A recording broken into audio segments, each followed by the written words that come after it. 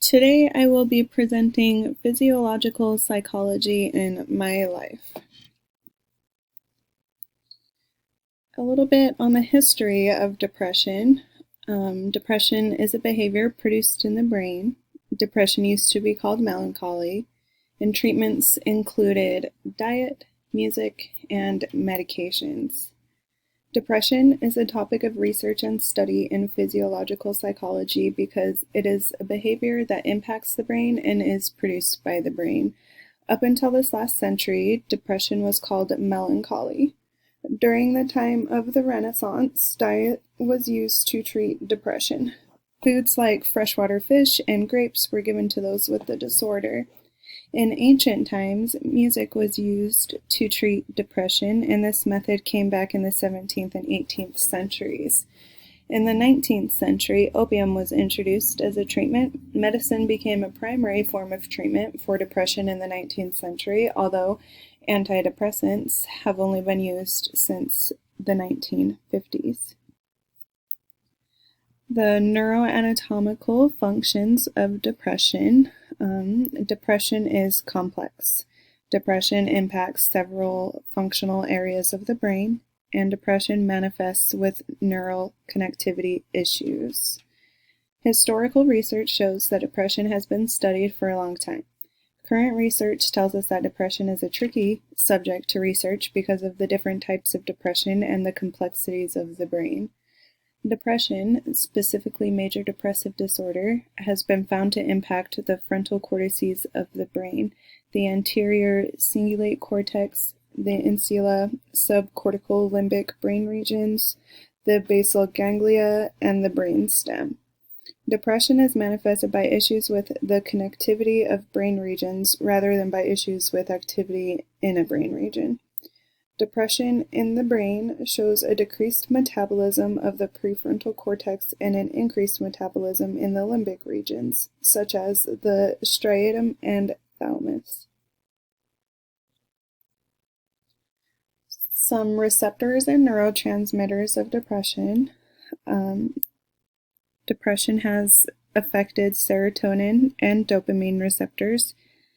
Depression has improper communication between neurotransmitters and receptors. Receptors can be oversensitive or aloof to neurotransmitters, resulting in improper communication. There are 15 serotonin receptors, and most of them are associated with depression. There are neurotransmitters, such as serotonin and dopamine, that are involved in depression processes.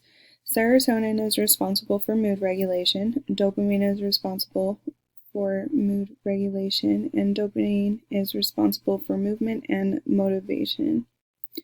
Improper communications in the receptors and neurotransmitters for serotonin and dopamine may indicate depression.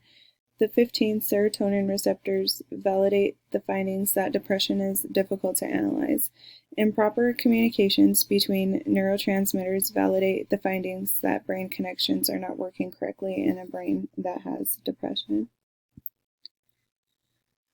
Biopsychology of depression.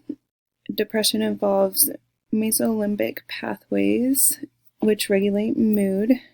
Dopamine, norepinephrine, and serotonin are interrelated, and cortisol impacts the brain. Depression is not caused by just one incorrect balance within the brain structure, but rather by a combination of factors. The mesolimbic pathway regulates mood and the reward system. Along with the mesolimbic pathway is dopamine production, and if one of these systems is altered, depression is likely to occur. Dopamine, norepinephrine, and serotonin are all interrelated regarding depression, and if one of these receptors is not working adequately, it can affect the way the other two function. Depression and stress are connected, and cortisol, the stress hormone, is shown to have lasting impacts on 3 specific areas of the brain. The medial prefrontal cortex is where executive functioning takes place. The hippocampus is the part of the brain responsible for memory and learning. And lastly, the amygdala is responsible for emotional processing. Some recommendations for depression include lifestyle changes, psychotherapy, and medications.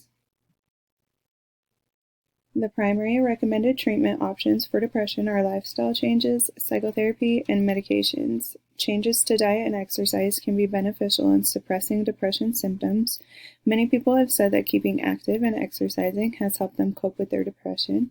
Psychotherapy involves speaking with a therapist or psychiatrist about depression. Psychotherapy can involve techniques like cognitive behavioral therapy, which can rewire thoughts and feelings regarding depression. Medications called antidepressants are primarily used to treat depression. Some antidepressants aim to target serotonin or dopamine production. Antidepressants are prescribed for depression because of their mood-lifting qualities and the impact they have on motivation. The treatment timeline for depression, treatment first starts with acute treatment, and then it moves on to continuation treatment. The duration of depression treatment is dependent on the symptoms and severity of the disorder. Treatment for mild depression does not usually require the use of antidepressants, but instead focuses on lifestyle changes and psychotherapy. Moderate to severe depression requires treatment from all categories: lifestyle changes, psychotherapy, and medication. Acute treatment typically lasts 6 to 8 weeks and aims to relieve the symptoms and shorten the duration of the depressive episode. After acute treatment, continuation treatment lasts for 4 to 9 months. Continuing treatment aims to alleviate symptoms further and keep up on the progress made during treatment. People who have severe depression symptoms and episodes that last a long time will likely need continuation treatment for many years. Some research limitations and ethical considerations regarding depression is research is limited to the type of depression, and ethical considerations align with the American Psychological Association's Code of Conduct. A limitation of the research regarding depression treatments is a form of depression called treatment-resistant depression. The limitation of this type of depression is that, regardless of the treatment plan, the disorder does not reach remission. The only other treatment option for this type of depression is to try another combination of treatments. An ethical consideration regarding depression is outlined by the American Psychological Association as respect for people's rights and dignity. A person researching or treating someone with depression shall not exploit the person and their struggles, and they should protect their rights to autonomy.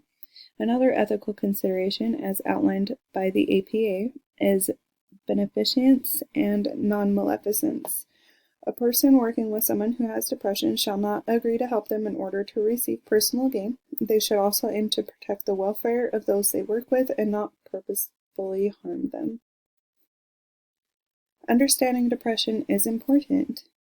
Millions of people worldwide suffer from depression. It is a mental disorder that has debilitating effects and can be hard to treat. Continuing research and furthering the study of depression is vital to human survival and quality of life. Depression is a mental disorder that has affected me personally and some of the people I love. Learning the complexities of the disorder has urged me to speak out on the topic and continue to bring awareness to those who do not understand the disorder or those who have it and are not knowledgeable about it. Since so many people all over the world suffer from depression, knowing how it manifests in the brain is crucial to understanding how to treat the disorder